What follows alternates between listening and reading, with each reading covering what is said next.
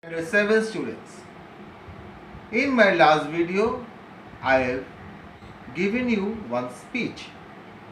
Today in this video, I am going to tell you how to write speech and what is speech. So let's start. Now here you can see I have written speech writing, and to write speech the word limit is 150 to 200 words. So within 200 words you have to complete your speech. Now tell me, what is speech?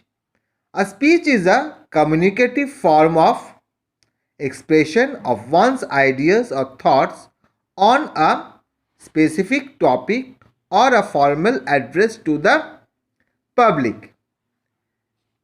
Now, what are the paragraphs should be there in speech? Now you see the speech is divided into three paras. Para 1, para 2 and para 3. In para 1 and para 3, the word limit is very less. It is a very short. You have to write para 1 and para 3 in a short, and maximum word will be in the para 2, just to reach to the word limit. In para 1, what is there? Introduction plus views. In para 2, it is the main body of the speech, and here you have to highlight the topic along with the facts. And in para 3, it is the conclusion part of the speech. Now let's tell you, in para 1, introduction along with the view. In the introduction and view, what is there? Salutation and view. V means topic which is given in the question, and salutation is the to whom you are addressing. Now here I have given one example. Good morning, respected principal, teacher and my dear friends. This is the salutation part in the introduction para. Then I have written, I am here to express my view on the topic. As example, role of woman on the eve of Women's Day. Suppose it is the speech on this topic, you have to give the speech. So this is the view in the introduction para. Or you can write, I am delighted to have the golden opportunity of expressing my views on the role of woman on the eve of Women's Day. So in the both way you can write it. This is the introduction part of the speech. Now let's come to the main body part. Here you can see in the second para the main body part. In main body part, what should be there? You have to highlight and along with the facts.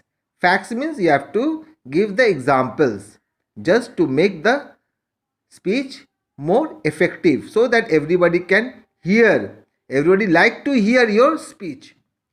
What is your view? You have to highlight or strengthen along with facts. Why to add facts? Why facts is required? We add facts, that is the examples, thus to show how much knowledge you are having about the topic and how much you have studied on that particular topic. It is required to impress the listener so that they do not get bored. You can compare with something.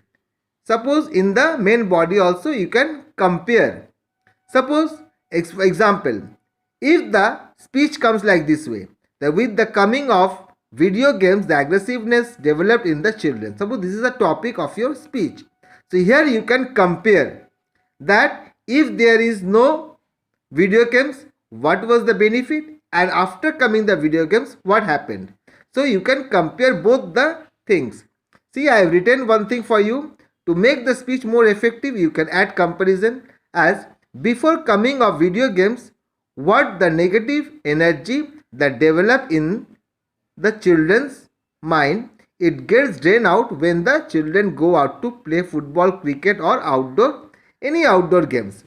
But after coming video games, the negative energy does not get drained out, and for that the children become aggressive. So you can use this type of comparison in the main body part. You can write or give any suggestion or remedy in this paragraph. In the main body part you can give any suggestion or any remedy. After that, The next paragraph is the conclusion part. Now it is the time you can write in the conclusion. How you can write? Now it is the time to act or raise your voice against, according to the topic. As a responsible citizen of our country, we should do according to the topic. It should be the according to the topic.